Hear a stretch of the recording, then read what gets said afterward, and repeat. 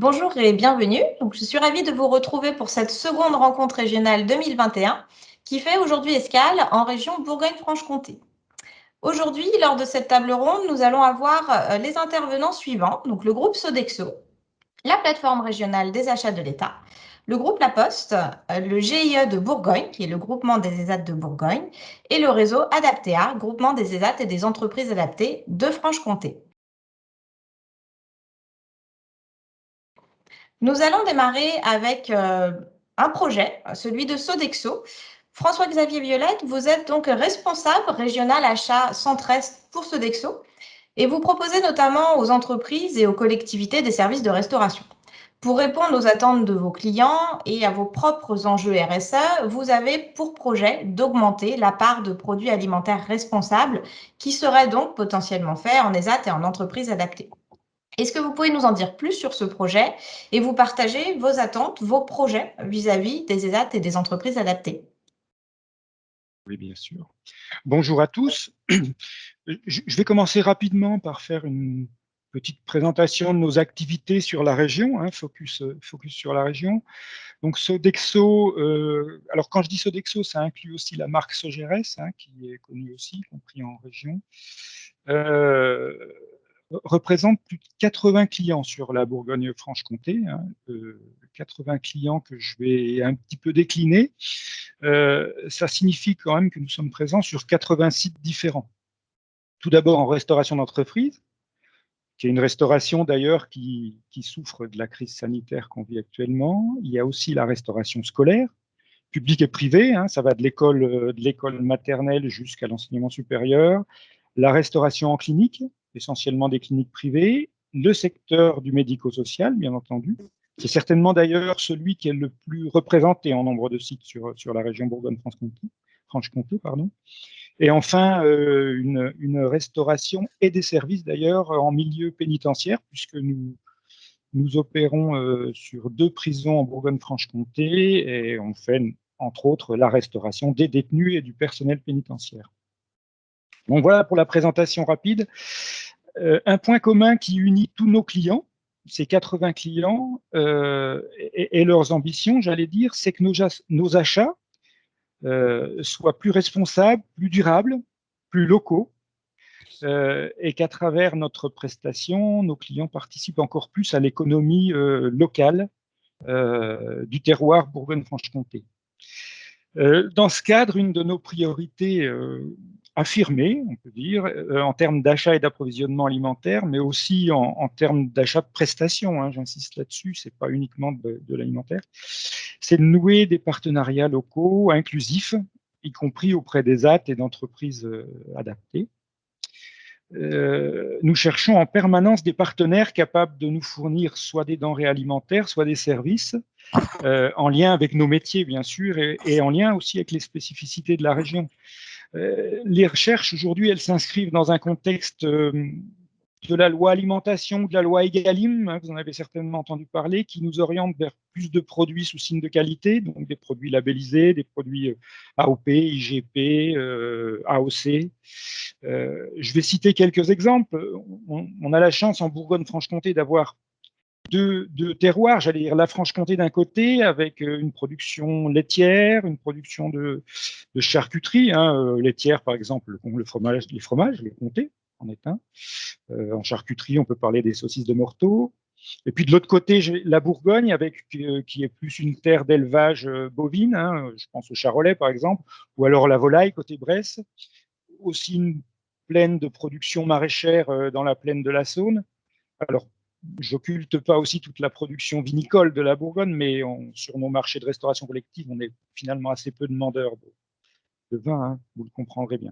Donc voilà pour un état des lieux à la fois de nos activités et de ce qu'on attend de nos recherches sur la région et ce qu'on attend des structures ESAT ou des entreprises adaptées. Je ne sais pas si ça peut s'inscrire dans notre projet. Je pense que oui. Mais écoutez, on va interroger tout de suite les deux groupements des ESAT et d'entreprises adaptées qui sont parmi nous.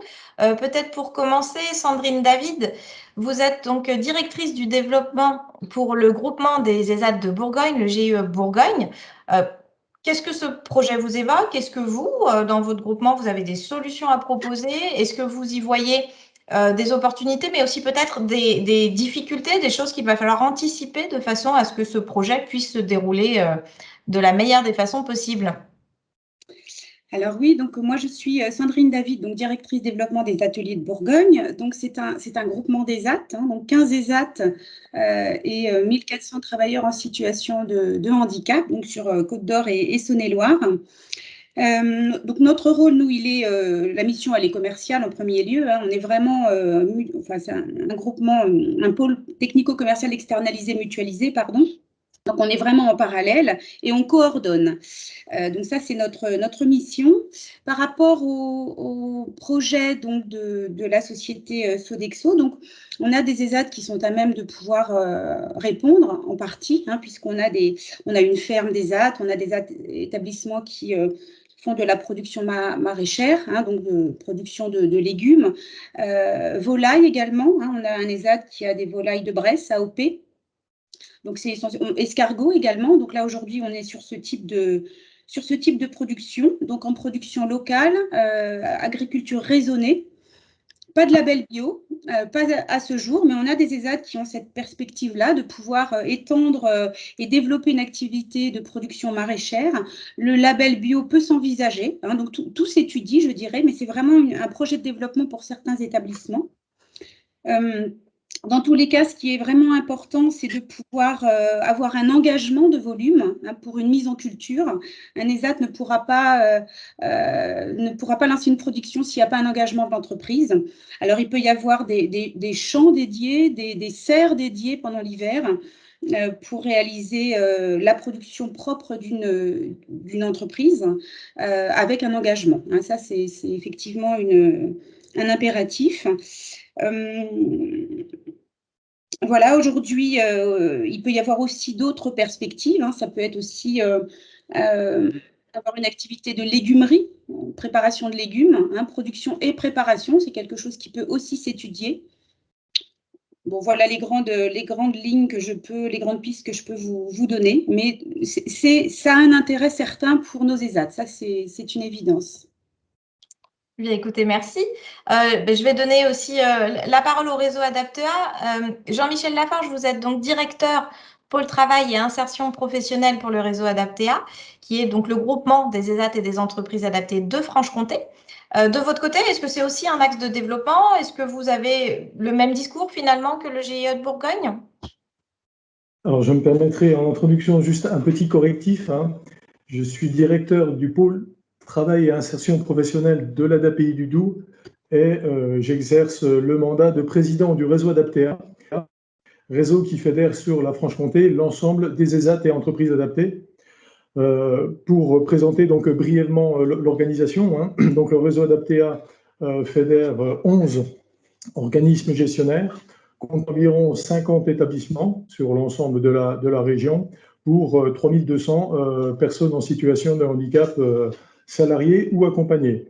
Donc, on a un site internet qui est un site internet de mise en relation, de présentation de nos prestations et de mise en relation donc, de l'ensemble de nos établissements avec de potentiels clients ou donneurs d'ordre dans différents métiers qui vont de l'industrie, les prestations de services, la nature, l'agroalimentaire, etc.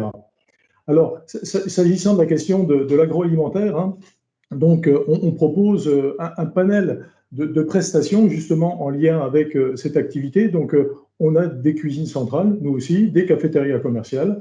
On fait de la production de volailles, on fait de la production de jus de fruits, on fait également des prestations type café croissant. Et on a donc cette capacité à travailler avec de grands donneurs d'ordre, pour peu, comme le soulignait Sandrine tout à l'heure, qu'on ait quand même une certaine visibilité sur les commandes qui nous permettent d'anticiper à la fois nos plans de culture et nos plans de production. Ce qui me semble aussi important de souligner, c'est que l'ensemble de nos ESA TEA ont aussi la capacité à mettre du personnel à disposition. Ça fait partie des prestations qu'on n'a pas souvent présentes à l'esprit, mais on a dans nos effectifs des personnes qui sont tout à fait rompues aux activités agroalimentaires, hein. À titre indicatif, hein, on a sur le département du Doubs 3 cuisines centrales avec une production de 18 000 repas par jour. Donc, on est un des grands acteurs et même parfois concurrents du groupe Sodexo sur des activités de restauration collective. Et notre ambition, ce n'est pas forcément de développer notre activité, mais c'est aussi de faire en sorte que des personnes en situation de handicap puissent s'épanouir dans les métiers de l'agroalimentaire et puissent également trouver des solutions qui sont des solutions d'insertion, d'inclusion en milieu ordinaire.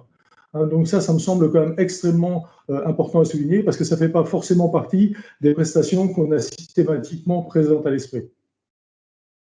Merci. Et alors, je vais peut-être revenir avec vous, François-Xavier Violette, en réaction à ce que les deux groupements nous ont souligné. Est-ce que, au-delà de l'achat de produits alimentaires, les perspectives de faire peut-être de la mise à disposition, d'étendre l'activité sur des activités, par exemple, de légumerie, de préparation alimentaire, c'est des choses qui sont aussi dans vos projets qui pourraient vous intéresser? Ah oui, tout à fait. J'ai bien noté et j'ai entendu plein de choses très intéressantes. Alors oui, d'abord, pour répondre concrètement à votre question, j'ai parlé de prestations de services tout à l'heure, hein. On ne fait pas que de l'alimentaire, on rend des services, hein, à nos clients. Donc, dans ce cadre-là, j'allais dire, c'est quelque chose qu'on pourrait tout à fait envisager. Je note la mise à disposition de personnel, par exemple, dans des régions où c'est pas toujours simple, hein, il ne faut pas se le cacher, de trouver du personnel qualifié ou du personnel encadré. Donc, ça peut être des bonnes solutions et on n'y pense pas spontanément. Donc, c'est quelque chose que je note et c'est intéressant qu'on puisse développer ça. Dans ce que vous venez de dire, j'ai noté aussi que vous avez besoin de visibilité, ce qui se comprend tout à fait, hein, de prévisionnel. Alors, je voudrais vous rassurer par rapport à ça, parce que l'intérêt de nos métiers en restauration collective, c'est qu'on sait très bien planifier une année à l'avance, par exemple. Donc, on connaît les volumes dont on va avoir besoin, on connaît les fréquences auxquelles on va utiliser les produits. Donc, c'est une planification, un prévisionnel, c'est quelque chose qu'on doit travailler effectivement ensemble, et on le fait déjà avec nos fournisseurs.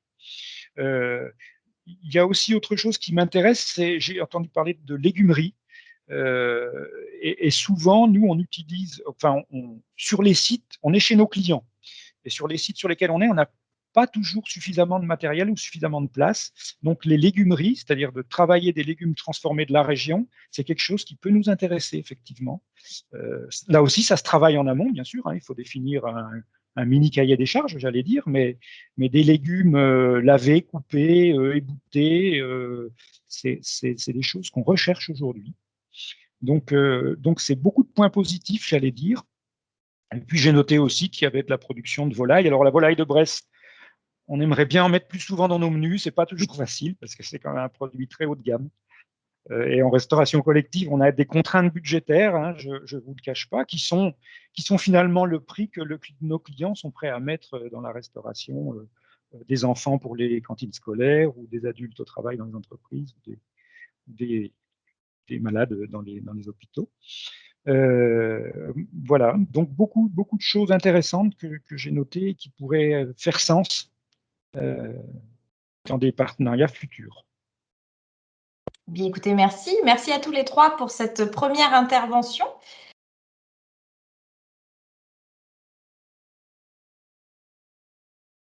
Nous allons passer maintenant à notre seconde table ronde avec donc Olivier Nicolardo, qui est directeur de la plateforme régionale des achats de l'État, donc en région Bourgogne-Franche-Comté. Aujourd'hui, est-ce que vous pouvez nous dire quel est votre recours aux ESAT et entreprises adaptées au niveau de la région Bourgogne-Franche-Comté, sur quel type de marché et qu'est-ce qui vous permettrait de développer vos partenariats à l'avenir? Peut-être quels sont vos projets de manière générale avec ce secteur? Oui, bonjour à tous. Alors, effectivement, je me présente, Olivier Nicolardo, je suis en charge de la plateforme régionale des achats de l'État. Donc, on est placé au niveau régional dans une logique de mutualisation des achats de l'ensemble des services qui passent par les préfectures, les commissariats, les trésoreries, etc., etc. Alors, nous, sur le plan régional, on est un petit acheteur, au sens où, quand on regarde plus précisément la commande publique, c'est à 60% les collectivités locales, et les services de l'État se situent à peu près à 10% à hauteur des bailleurs sociaux, notamment. Donc, on est entre guillemets, un petit acheteur. On dépense à peu près 300 millions d'euros pour nos propres fonctionnements sur la région. Alors, ces achats sont extrêmement égrenés, sont aujourd'hui encore beaucoup séparés entre une multitude d'engagements comptables. Et on travaille, nous, à la massification de ces achats-là. Alors, on a une forte attente, en fait. Tous les acheteurs de la commande publique ont des objectifs tenant au développement du développement d'actions de nature environnementale et de nature sociale. On a aujourd'hui un objectif qui était de l'ordre de 20% de marchés intégrant une logique ou une clause sociale. Les observatoires nous indiquent qu'on est à peu près aujourd'hui autour de 10%, donc on est loin de la cible, alors même que le futur plan national d'action pour le développement des achats durables va nous fixer la barre à hauteur de 30%. Donc on voit qu'on a beaucoup de choses à faire pour développer les achats auprès des ESAT et des entreprises adaptées, ou, puisqu'on a une diversité on va dire de leviers, d'actions à mener auprès de publics éloignés de l'emploi ou, par exemple, de jeunes en situation de décrochage scolaire. Alors, s'agissant proprement des commandes qui sont ou des marchés qui sont attribués aujourd'hui auprès des EASAT, il y a un certain nombre d'achats qui sont, on va dire, des achats d'opportunités, des achats de fin d'année, des achats de fournitures, de prestations de services, des commandes qui sont un peu plus structurées autour par exemple, des travaux, des espaces verts. On a des marchés réservés qui aujourd'hui sont attribués à des entreprises et ces marchés fonctionnent relativement bien. Donc tous ces éléments nous invitent à amplifier le recours à ces organismes. Alors maintenant, il y a des difficultés qui sont réelles, qui sont structurelles. Vous évoquiez précédemment, enfin les personnes qui intervenaient précédemment évoquaient cette logique d'anticipation, de lisibilité, de programmation. Alors c'est vrai que pour nos propres achats, il y a une vraie difficulté, c'est que les services de l'État ont aujourd'hui encore beaucoup de mal à programmer leurs achats. Et ce faisant, les milieux économiques ont une difficulté à percevoir, à anticiper les commandes qui pourraient être faites sur plusieurs années et à se préparer pour y répondre. Alors, nous, on y travaille. La direction des achats de l'État met à disposition de l'ensemble des entreprises sur le site internet du ministère de l'économie une programmation achat qui permet à toute entreprise de savoir quels seront les grands projets aujourd'hui qui seront lancés par les services de l'État. Et au fur et à mesure de on va dire, la professionnalisation des acheteurs, on va affiner cette programmation pour permettre, au moins au niveau régional, de connaître les grands achats. Ces grands achats, pour 50%, ils sont rattachés au volet immobilier, travaux immobiliers, BTP, et les prestations intellectuelles associées à ces opérations immobilières. Mais ce qui ne veut pas dire qu'il n'y a pas matière à envisager de développer des partenariats avec les ESAT et entreprises adaptées sur des sujets qui sont encore à investiguer. Le volet de valorisation des déchets, notamment des D3E, c'est devant nous. On peut imaginer même, et c'est le Conseil régional qui a pris un peu l'initiative, mais les services de l'État pourraient tout à fait s'associer à la démarche, réfléchir à poser, à développer une filière régionale sur ce volet-là. Voilà. Alors, la grande difficulté d'un côté et de l'autre, c'est de pouvoir déjà bien percevoir le plan de charge des uns des autres et de pouvoir imaginer des partenariats sur la durée. Hein, ce qui se marie mal avec les logiques de commande publique qui nous imposent tous les 4 ans de relancer des marchés. C'est vrai que c'est pas très simple.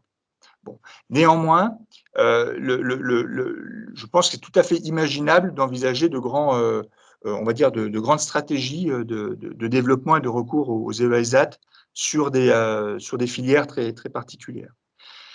Un deuxième aspect, et j'en finirai là, c'est que mon rôle à moi, c'est de massifier les achats. Donc, la problématique pour les entreprises, quelles qu'elles soient, c'est de pouvoir s'organiser pour proposer une offre intéressante et compétitive sur des marchés qui sont de plus en plus mutualisés et massifiés. Voilà.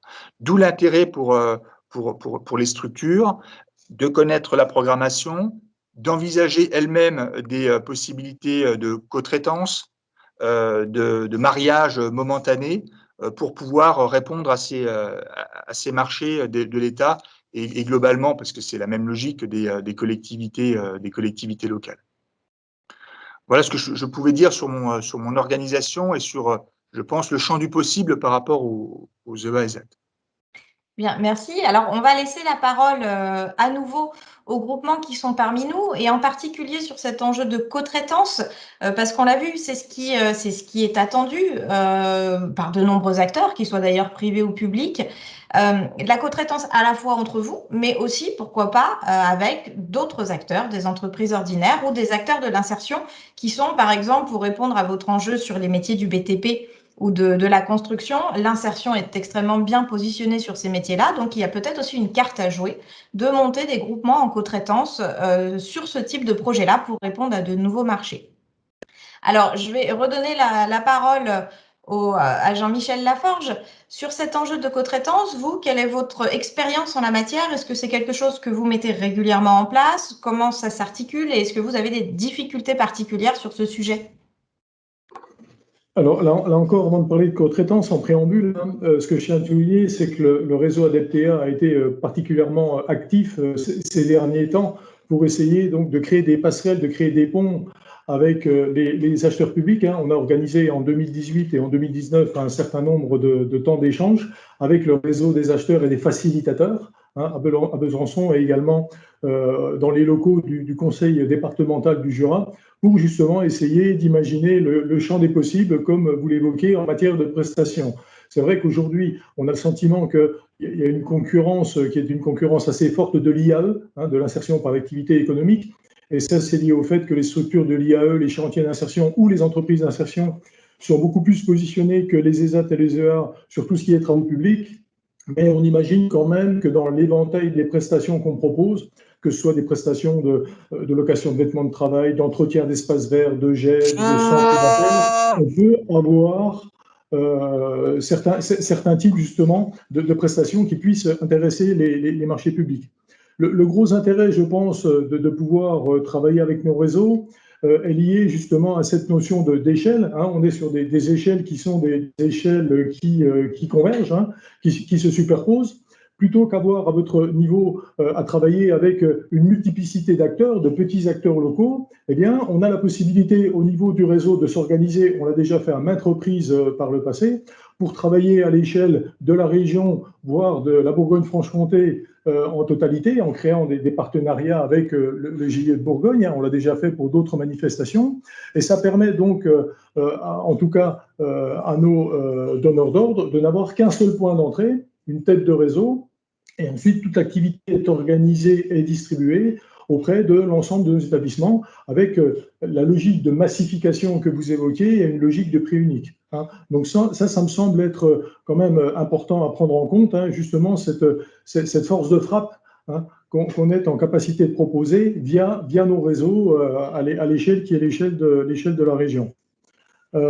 En termes de développement d'activité, c'est vrai qu'on est aussi un petit peu en attente. Ce qu'on souhaiterait, c'est pouvoir échanger avec vous sur l'ensemble des achats qui pourraient éventuellement être mis à notre portée, parce qu'on n'est pas opposé, on a un certain nombre de prestations qui sont réalisées aujourd'hui, mais on est quand même des établissements qui sont très dynamiques et on n'est pas opposé justement à développer d'autres types de prestations. J'ai cru entendre que le fait aujourd'hui de travailler directement avec des appels d'offres dématérialisés était une difficulté. Enfin, on est un certain nombre d'acteurs également au niveau des réseaux qui sommes tout à fait rompus à l'utilisation de ces plateformes. Et une des finalités, une des missions de nos réseaux, c'est vraiment l'entraide. Donc, on a aussi cette capacité justement à déployer, à dupliquer les bonnes pratiques de manière à ce que le fait de travailler avec ces plateformes dématérialisées ne soit plus un obstacle. Donc, moi, je suis en tout cas en attente de réunions de travail avec peut-être M. Nicolardo et avec des représentants du GIE de Bourgogne pour faire vraiment l'inventaire de toutes les prestations sur lesquelles on pourrait se positionner. Parce que je pense qu'on a un certain nombre de marchés à développer qu'on n'a pas encore forcément investigué jusqu'à présent. Merci Jean-Michel. Je vais donner la parole maintenant à Sandrine David, justement pour le GIE de Bourgogne. Quel est votre retour par rapport à ce projet-là? La co-traitance, est-ce que c'est quelque chose que vous avez l'habitude de faire? Les marchés publics, est-ce que vous avez aujourd'hui des projets en matière de développement de la réponse aux marchés publics? Voilà. Donc, c'est effectivement un sujet d'actualité au sein des ateliers de Bourgogne. Il y a les marchés publics, parce qu'il y a une réelle volonté des ESAT de pouvoir y répondre. Aujourd'hui, ça se fait vraiment à petite échelle. Il y a un certain nombre de difficultés qui m'ont été remontées, que je vais vous lister juste après. On a un panel d'activités qui est large, donc on devrait pouvoir répondre plus largement au marché, alors en mettant en place aussi des partenariats, comme on le fait aujourd'hui dans le secteur privé, avec des entreprises adaptées, avec des ESAT qui ne font pas partie de notre groupement, soit sur la Bourgogne, soit sur la Franche-Comté. Donc, on doit pouvoir le faire aussi dans le secteur public. Alors, les difficultés qui ont été remontées, c'est effectivement le nombre de plateformes en fait que l'on peut trouver qui sont assez conséquentes. Donc, on s'y perd un petit peu. Ce nombre de plateformes, il y a une lourdeur administrative qui est également importante. Donc, pour pouvoir comprendre un appel d'offres, il faut vraiment se plonger dans l'intégralité de tous les documents. Donc, ça va freiner certains ESAT, puisqu'il y a un manque de temps qui peut les faire passer à côté des marchés. Également, le découpage des lots. On est confronté à des marchés qui ont des lots trop importants. Donc, sur notre périmètre, on ne va pas pouvoir répondre. Donc, là, effectivement, redéfinir peut-être les lots, mettre en place ce système de co-traitance. En tout cas, les ESAT, ils sont ouverts. Que puis-je vous dire d'autre? Voilà, c'est essentiellement les remontées. Alors, une suggestion en fait qu'on a pu évoquer sur ces appels d'offres qui ressortent dans nos alertes. On a tous créé des alertes sur les différentes plateformes. Le fait d'avoir des éléments complémentaires au premier coup d'œil, je dirais, pour déjà faciliter aussi une réponse plus rapide et une étude au moins, d'aller au moins plus loin pour pouvoir répondre serait, je pense, aussi une amélioration. Mais il y a une réelle volonté, en tout cas pour nous, de répondre et de travailler en partenariat avec les Franc-Comtois. Merci Sandrine. Je vais relaisser la parole à Olivier Nicolardo. Est-ce que vous avez une réaction par rapport aux réponses, aux solutions apportées par les deux groupements? Oui, alors ce qui a été dit est judicieux à la fois sur la nécessité d'imaginer des bilatérales en fait entre les acheteurs ou les représentants d'acheteurs au niveau régional ou même départemental, et les représentants des filières économiques. C'est essentiel pour pouvoir à la fois, d'une part, dialoguer, lever les éventuelles contraintes et pouvoir discuter de la programmation des grands projets, des achats. Donc c'est vrai que la dynamique avait été amorcée. Alors on a tous subi une année 2020 qui a un peu suspendu les différentes dynamiques et initiatives, mais je ne m'inquiète pas, la logique de ces échanges et de ce dialogue va reprendre sans aucune difficulté, puisque chacun a un intérêt, entre guillemets, à pouvoir dialoguer.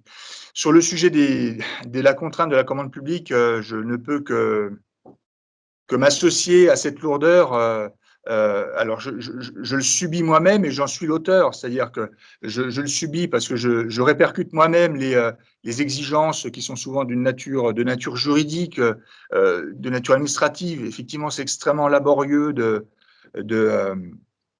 répondre à un marché public, et j'en suis l'auteur parce que c'est vrai que je ne suis pas toujours une source de simplicité lorsque je laisse passer des cahiers des charges trop abruptes, trop compliqués. Mais néanmoins, je crois qu'il y a une vraie prise de conscience parce que derrière ces marchés publics, on note nous des indicateurs un peu alarmistes, qui nous indiquent que les entreprises, elles de toute nature, subissent en fait cette situation et on a un taux de réponse qui n'est pas toujours optimal. Donc, on peut imaginer que si la prise de conscience est globale, il y a un vrai mouvement de simplification bien au-delà de ce qui a été fait jusqu'à présent pour permettre de rendre beaucoup plus lisibles les cahiers des charges. Voilà. Bon, néanmoins, en attendant, je dirais, moi je rêve à des cahiers des charges avec des pictogrammes très simples en quelques pages. Ce serait tout à fait imaginable et possible dans le monde dans lequel on vit, où on est tous habitués à prendre l'information de manière très rapide, mais on est encore toujours sur un process littéraire, mais les choses évoluent. Donc sur les 2 points, je converge entièrement, la nécessité de programmer des échanges et la nécessité de simplifier les processus. Dans les 2 cas, je peux être l'interlocuteur des entreprises adaptées, des ESAT, sur ces différents sujets. Je suis parmi les points d'entrée sur ces sujets. Écoutez, merci Olivier Nicolardo.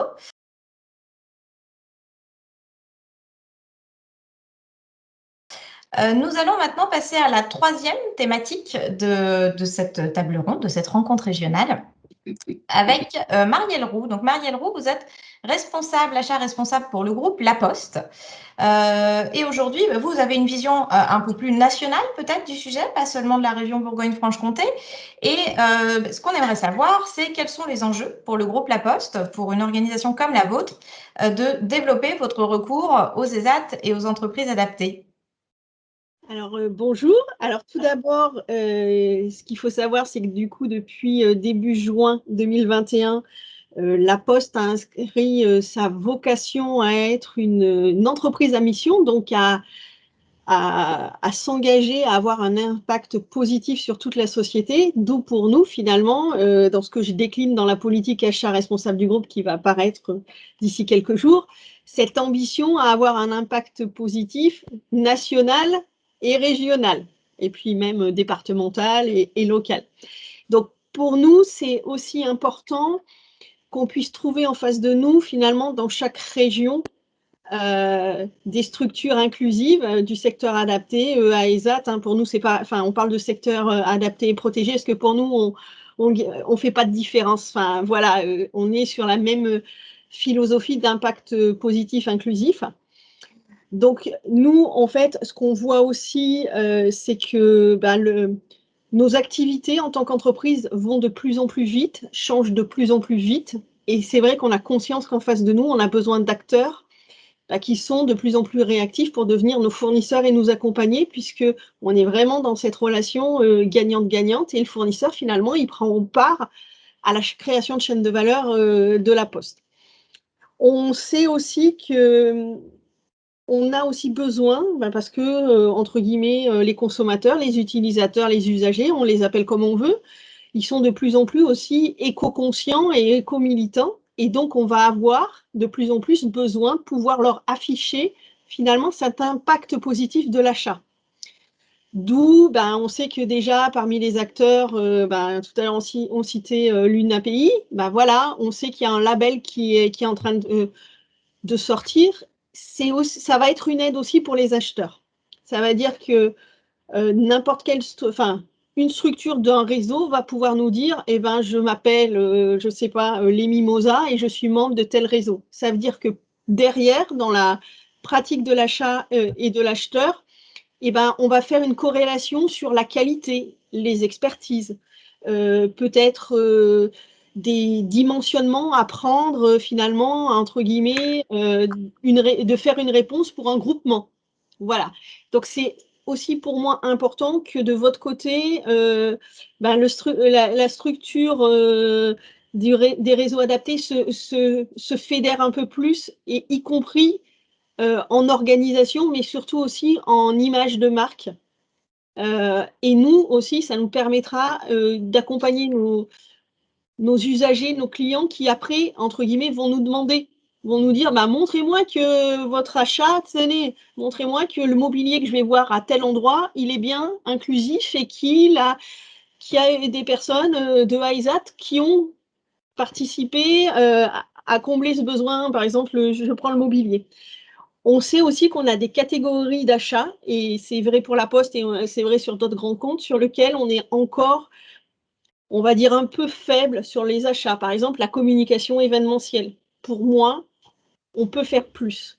Et du coup, une vraie opportunité, parce que pour moi, c'est un achat, entre guillemets, qui peut être produit localement, régionalement, mais qui finalement peut avoir une portée nationale. Vous voyez ce que je veux dire? Finalement, on est de plus en plus vers la digitalisation, vers voilà, que le goodies qui va être offert, par exemple, dans une région ait été produite en Franche-Comté. Au contraire, c'est là où on va pouvoir aussi combler des manques sur le marché. Je prends par exemple l'exemple du goodies. C'est qui aujourd'hui n'a pas reçu un cadeau qui vient de très très loin, qui a beaucoup pollué, même s'il n'est pas produit peut-être dans la ville où on va l'offrir, bah, s'il est déjà, entre guillemets, en France ou aux bornes de la région d'à côté, c'est déjà une grande avancée pour nous. Donc c'est pour ça qu'on a aussi besoin, on sait que le secteur adapté, vous avez des expertises. Tout à l'heure, on parlait de l'alimentaire. Voilà, peut-être que c'est avoir une offre et dire aux entreprises, changez votre vision. Alors, voilà, par exemple, évitez d'offrir des stylos plastiques, offrez un pot de confiture. Changeons du chocolat, offrez je ne sais pas, par exemple, des petits sablés à Noël, fabriqués dans des œufs à ESAT. Il y a une philosophie, et je pense que les acheteurs, c'est notre rôle, nous, en tant que responsables, achats responsables, justement, de leur dire, on va aller voir les prescripteurs et on va casser, entre guillemets, peut-être les habitudes, parce qu'on a l'habitude de faire comme ça. On va les accompagner, mais on a aussi besoin que vos réseaux viennent nous challenger avec des innovations ou des choses qui sont pour vous votre quotidien, les valeurs de votre association ou de votre entreprise, et que nous, on va pouvoir présenter. Donc, pour moi, il y a un marché sur la communication, ce que je vais appeler événementielle, digitale, qui en plus un avantage, c'est vraiment le fait qu'elle peut être faite, ces prestations, dans n'importe quel territoire, entre guillemets, y compris dans des zones peut-être moins urbaines, entre guillemets. On a tous, et ça, pour moi, ça peut être une perspective. Nous, à la Poste, on maintient, entre guillemets, nos achats sur ce que je vais appeler des marchés traditionnels, espaces verts, entretien et nettoyage. Pour certaines organisations, on va être même dans de la prestation logistique. Donc, c'est-à-dire, c'est vraiment dans le cœur de métier de la Poste, la prestation logistique. Voilà, peut-être aussi, il faut qu'on développe ça et puis qu'on l'affiche aussi. Et c'est là où, peut-être en communication, on est un peu discret. C'est-à-dire que le colis, le Père Noël qui livre des colis à Noël, et derrière, il y a eu des EA, des ESAT qui ont participé à aider le Père Noël. Et ça, je pense que ça vous donne encore plus une expertise logistique. Et on est, entre guillemets, dans le monde de la logistique. Même si on est dans le monde digital, les derniers mois qu'on a passés ont bien prouvé qu'on allait avoir de plus en plus ce besoin de livraison, d'aller dans la maison, entre guillemets, du client. Donc, pour moi, ça, c'est un aspect essentiel. Et après, je sais que les consultations sont aussi compliquées. Nous, on essaye vraiment de lotir avec des notions de besoin et de disponibilité en termes d'acteurs inclusifs. C'est pour ça qu'il est aussi des fois plus facile pour nous d'aller sur une tête, entre guillemets, de réseau régional qui, elle, va nous aider à faire, voilà, à vous consulter, à vous dire est-ce que si jamais il y avait quelque chose qui sortait, est-ce que vous seriez en capacité, et de nous donner aussi toutes vos caractéristiques techniques. On sait que des fois, il y a des contraintes géographiques, pas plus de 30 km de l'EA, de l'ESAT. Là, je ne peux pas faire de la prestation. Vous allez nous dire, je ne peux pas faire, par exemple, de la prestation sur tout le département. Et à nous et à vous, avec vos fédérations, vos réseaux, de nous dire, bon, là, on va matcher, on va faire des groupements entre insertion, secteur adapté, mais du coup, on va couvrir un territoire. Où on va couvrir ce territoire, et vous, qu'est-ce qu'on peut trouver peut-être comme point, entre guillemets, comme établissement, comme point de chute qui nous permettrait, par exemple, d'avoir un établissement où les gens peuvent être, entre guillemets, sécurisés avec... dans leur travail, parce qu'on sait qu'il y aura un établissement, entre guillemets, je ne sais pas comment on va appeler ça, secondaire, qui nous permettra de pouvoir dépasser les 30 km autour de notre site. Mais tout ça, et je le conçois, nous demande de nous rencontrer en amont, de vous expliquer ce qui va se passer, sachant que les consultations, de la Poste, celles qui sont en directive européenne, on part pour des contrats de 3 ans renouvelables. Donc, c'est-à-dire que quand l'investissement du début dans une réponse, c'est aussi pour vous la possibilité, si vous gagnez le marché, de vous projeter à 3 ans, voire 6 ans. Donc, on est vraiment aussi là pour étudier avec vous. On sait que des fois, certains vont être bloqués sur cette notion d'investissement. Comment je vais pouvoir investir dans mon outil de production? Vous me demandez de faire ça. C'est compliqué. Ça aussi, il faut qu'on puisse le travailler ensemble. Et nous aussi, notre rôle, en fait, d'une direction d'achat, c'est aussi de dire à nos fournisseurs de rang 1, bon, écoutez, là, on a beau lotir, on sait que le marché, on ne pourra pas le réserver au marché inclusif ou au secteur adapté, parce que le sourcing n'est pas là, on sait qu'on ne va pas rentrer, couvrir toutes les cases. C'est aussi à nous de dire à des fournisseurs, entre guillemets, traditionnels, standards, bon, on va vous mettre une clause sociale. On va vous mettre une clause sociale avec un plan de progrès. Et puis, OK, le secteur adapté ne peut pas prendre 50% de la part du marché. Vous, comme nous, la Poste, vous n'allez pas y arriver, mais on va se dire qu'entre nous, la première année, vous faites 10. La deuxième année, on veut que vous ayez, entre guillemets, confié 20% du marché. Et c'est comme ça que, de plus, pour nous, c'est un bon développement, puisque les EA et ESAT, vous allez vous grouper entre vous, vous allez réfléchir, et en plus, on va fonctionner en fait un peu en tri ou quadripartie avec un établissement, un réseau, la Poste donneur d'ordre et un réseau et des fournisseurs. Et ce fournisseur-là, une fois qu'il aura travaillé avec des EA et ESAT, qu'est-ce qu'il va nous dire? Il va nous dire finalement, on n'aura même plus besoin de lui demander d'office. Quand chaque fois qu'on va le consulter, il va nous dire mais moi j'ai une offre. Et c'est là en fait cet aspect aussi pédagogique qu'il faut que les grands comptes on est vis-à-vis des PME, des ETI ou d'autres grands groupes peut-être un peu plus internationaux qui n'ont pas, entre guillemets, cette culture du recours inclusif. Donc voilà, pour moi, il y a des secteurs d'activité sur lesquels vous savez déjà qu'il y a des opportunités, et puis il y a des secteurs qu'il faut qu'on travaille ensemble. Voilà. Merci beaucoup, Marielle. Donc, en réaction justement avec les propos de Marielle, je redonne à nouveau la parole aux deux groupements. Vous êtes Sandrine David pour commencer sur cet enjeu de développement de nouvelles offres, et notamment sur les métiers de la communication qui sont relativement nouveaux dans le secteur du travail protégé et adapté. Est-ce que vous, c'est quelque chose sur lequel vous allez tendre et peut-être aussi comme le disait Marielle Roux, l'avantage de ce type de prestation-là est aussi de pouvoir avoir un rayonnement un petit peu plus national. Est-ce que c'est des projets que vous avez au sein de votre groupement? Alors, nous, la communication, elle est déjà présente au sein de certains ESAT. Alors, non pas sur le marketing digital, parce qu'il peut y avoir un problème de compétences au sein des ESAT. Par contre, sur les propositions de goodies, tout ce qui est support de communication, fait de l'impression numérique, du routage, ça, ce sont des choses qui existent déjà. Donc, on travaille en local, on travaille en régional et on travaille aussi plus ponctuellement au-delà, hein, puisqu'effectivement, là, il y a des possibilités d'expédition qui sont faciles. Voilà, bon, aujourd'hui, on est positionné sur ces activités. En ce qui concerne vous parliez de changer de type de petits cadeaux, vous parliez du stylo et trouver d'autres propositions. Donc, moi, je vais rebondir sur deux situations qui nous ont concernés récemment. Donc, sur les produits gourmands que l'on peut faire au sein d'une ferme. Donc, ça fait partie des petits cadeaux que vont offrir des entreprises à leurs clients, à leurs salariés, hein, donc en intégrant un support de communication, une information particulière. On a un de nos clients également qui a innové en fin d'année.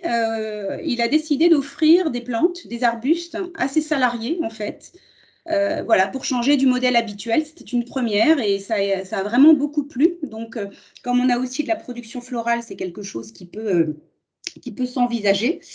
Bon, 2 exemples, il y en a d'autres qui pourraient bien sûr s'étudier. En ce qui compte, vous parliez de label, donc Made in Bourgogne, Made in Franche-Comté, Made in France. Ça, effectivement, c'est quelque chose dont on parle régulièrement, sans qu'il y ait effectivement rien de mis en place pour l'instant, mais ce serait vraiment quelque chose de pertinent en s'alliant, en se regroupant avec d'autres établissements. Nous, en tout cas, on est tout à fait ouverts à ça. Les ESAT sont pour la plupart déjà ISO, donc ils sont déjà dans une démarche de ce type. Mais en tout cas, c'est vraiment dans la culture des établissements. De ce côté-là, c'est au contraire, c'est une volonté. Merci Sandrine. Et du coup, même question à Jean-Michel Laforge hein, sur le développement de métiers innovants, sur l'enjeu de la certification ou de la labellisation du Made in Bourgogne, Made in Franche-Comté. Quelle est votre position aujourd'hui au niveau du réseau ? Alors, le développement de ce type de support fait partie des axes de développement stratégique qui ont été identifiés et retenus par un certain nombre de membres du réseau. On a sur le Jura une structure justement qui développe ce type de support et ce type de produit et qui avait réfléchi, quand vous parliez également de cette logique de labellisation, au Made in Jura. Alors moi, ça me semble effectivement important de pouvoir imposer l'origine, j'allais dire, géographique, mais il faudrait qu'on puisse le compléter par du Made by ESS, Made by Économie Sociale et Solidaire, vous voyez, pour compléter ce Made in, parce que bien signifier qu'on est sur une logique RSE, développement durable, d'appui, d'accompagnement aux personnes en difficulté, et je pense que c'est un vrai plus pour les clients et pour les entreprises qui feraient justement appel à nous. Ce qui fait notre force également, donc on a la possibilité bien évidemment de pouvoir développer tout un tas de produits. On a cette capacité à investir aussi, pour répondre à Madame Roux, pour peu qu'on ait de la visibilité et qu'on ait un vrai projet de développement économique derrière. Donc chacune de nos structures a cette capacité à investir ou à solliciter des financements pour se développer. Et quand je parlais également tout à l'heure de la concurrence de l'IAE, quand on parle de concurrence, on est aussi partenaire, c'est-à-dire qu'on a cette capacité à se structurer non seulement à l'échelle d'un territoire, donc à étendre notre emprise territoriale de manière à pouvoir rayonner sur une zone qui est une zone relativement étendue, mais on a également la possibilité de pouvoir s'associer quand on a des zones blanches. Vous parliez tout à l'heure d'un rayon d'action de 10 km. On a la possibilité justement de pouvoir avoir une taille de maille d'intervention qui est extrêmement réduite en travaillant des partenariats avec des entreprises d'insertion ou avec des chantiers d'insertion. On le pratique déjà. On a un certain nombre de marchés qui sont des marchés de recyclage de papier qui associent des ESAT, des EA et des EI. Et c'est vrai que cette tendance au rapprochement entre les EA et les EI, on la voit de plus en plus, à la fois au niveau national mais au niveau local, où il y a un certain nombre d'échanges sur des bonnes pratiques, sur des partenariats, qui sont à la fois des partenariats économiques, mais également des partenariats sur le champ de l'accompagnement. Donc, oui, on a vraiment cette capacité à se développer, cette capacité à se réinventer, cette capacité à proposer des produits qui sont ou des produits du type de ceux que vous évoquez à des fins publicitaires, ou alors des prestations qui sont des prestations même intellectuelles, hein, parce qu'on a dans nos publics des personnes maintenant qui seraient à capacité de faire du phoning, du télémarketing, du développement logiciel. On a cette capacité à faire ça. Et ce que je voulais souligner également, c'est qu'on a vraiment besoin de vous actuellement. Je reviens à cette mise à disposition. Les politiques publiques nous invitent, nous exhortent de plus en plus à sortir les personnes en situation de handicap de nos établissements. On a des difficultés aujourd'hui à trouver des solutions d'inclusion en milieu ordinaire parce que les entreprises éprouvent quelques difficultés, quelques réticences. Ce qu'il faut savoir, c'est que quand on met une personne à disposition en milieu ordinaire, on assure également l'accompagnement. La personne n'est pas livrée à elle-même. On a des personnes qui sont des personnes compétentes, qui sont des personnes formées, avec des compétences qui sont tout à fait en adéquation avec les compétences attendues par l'entreprise. Et on a des équipes qui interviennent dans l'entreprise pour adapter l'environnement de travail, pour aider les personnes, pour accompagner les équipes également, qui sont les équipes qui collaborent avec ces personnes en situation de handicap. Donc, je pense que c'est un vrai levier. Il faut qu'il y ait une vraie prise de conscience sur ce sujet, en disant que la responsabilité sociétale des entreprises, c'est pas uniquement les 3% ou les 6% avec l'évolution de l'obligation d'emploi des travailleurs handicapés, mais c'est aussi de faire en sorte de pouvoir accueillir ces personnes en difficulté avec des contrats qui sont des contrats de différentes natures, et par là même de nous aider justement à atteindre les objectifs qui nous sont fixés par nos autorités de tarification. Merci Jean-Michel. Marielle, je vais vous laisser à nouveau avoir un petit peu le mot de la fin. J'ai vu que vous aviez acquiescé quand Jean-Michel parlait d'un Med by ESS. Ça semble être des choses vraiment qui cochent toutes les cases que vous attendez aujourd'hui. Quelle est votre réaction par rapport aux propos des deux réseaux ? Alors, pour moi, oui, je pense qu'on finira, entre guillemets, par avoir cette espèce de marque Made by ESS ou plutôt Made by Inclusif. Je sais que beaucoup d'entreprises se lancent sur la RSE et parlent d'ISO 26000. Je sais que la France est en train de se mobiliser justement pour qu'il y ait un nouveau chapitre dans cette norme qui soit l'inclusivité. Donc, ça veut dire qu'on ne pourra plus, entre guillemets, parler de normes ISO 26000, dire je fais de la RSE si on ne fait plus d'inclusivité. Ce qui est encore le cas. Actuellement, on va vous dire je suis très bon en environnement, mais sur le côté inclusif, c'est quoi? Donc, pour moi, oui, on y va. Je ne dis pas que ça sera dans les 2 ans, enfin, dans l'année qui vient, mais je pense qu'à vision 3 ans, on aura cette marque achetée ou fabriquée, voilà. Je sais oui, qu'il y a des possibilités aussi sur tout ce qui va être, on va dire, informatique et prestations IT. On en est conscient. On sait aussi qu'il y a des choses à développer, quel que soit, entre guillemets, le profil des personnes qui sont dans vos établissements. Il y a des choses à faire. Pour ce faire, on sait aussi qu'on a besoin de tous ces organismes de formation qui vont justement faire le lien entre la théorie, la pratique que chez vous. Et pour moi, oui, il y a des choses qui se développent sur l'IT, ça c'est sûr, faut y aller. Après, la mise à disposition de personnes, j'en parlerai. Enfin, chez nous, à la Poste, on est très sensibilisés parce qu'au-delà des obligations réglementaires, faut bien se dire que à horizon, alors je ne sais plus si c'est 2025 ou 2026, on aura aussi beaucoup de salariés dans toutes les entreprises. On aura environ 35, voire 40% des salariés qui seront aidants familiaux. Donc, si on est aidant familial, c'est bien qu'on potentiellement, si on est aidant familial, c'est qu'on a quelqu'un qui est dans son entourage proche en situation d'avoir besoin justement d'avoir un métier adapté, une inclusion professionnelle adaptée. Donc du coup, je pense qu'on va tous y venir. On va tous y venir à développer l'inclusif, soit par les achats, soit par l'employabilité. De toute façon, ça passera forcément pour toutes les entreprises, on ne pourra pas faire autrement. Donc c'est plutôt encourageant. Enfin, pour moi, vous avez un champ des possibles. Voilà. Merci Marielle. Et puis, il est maintenant temps de vous dire merci à tous. Ce qu'on voit, ce qui ressort de cette table ronde, c'est que des projets, il y en a des deux côtés et que finalement, quand on les met sur la table, il y a des possibilités. Il y a des possibilités de concordance entre votre offre et entre la demande des donneurs d'ordre, qu'ils soient publics ou privés. Et donc, ça laisse entrevoir de belles perspectives de développement. Donc, je vous remercie à tous d'avoir participé à cette table ronde. Et puis, pour information, d'autres rencontres régionales et tournées des achats impactants, qui sont des rencontres entre acheteurs et prestataires ESAT et entreprises adaptées des différentes régions de France, sont prévues à la rentrée. Et nous espérons qu'elles reprendront un format habituel, c'est-à-dire en présentiel, de façon à ce que nous puissions tous nous rencontrer. La prochaine date, ce sera donc en Île-de-France le 9 novembre et dans la région Hauts-de-France le 2 décembre. Nous donnons donc rendez-vous à tous ceux qui seraient concernés par le développement des achats responsables dans ces régions-là. Nous vous invitons à rejoindre ces prochains événements. Merci à tous.